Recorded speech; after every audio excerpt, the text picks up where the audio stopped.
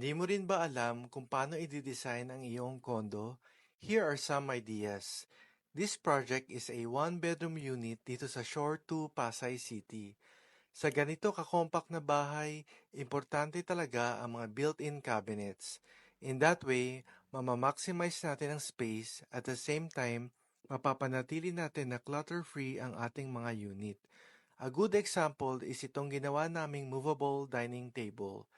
Di lang siya basta-basta table guys, it has drawers for additional storage space.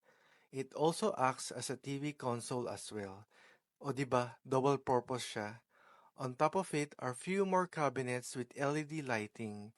Sa bedroom naman, we have built-in queen-size bed with a bedside drawer. On the right naman is yung ating built-in wardrobe.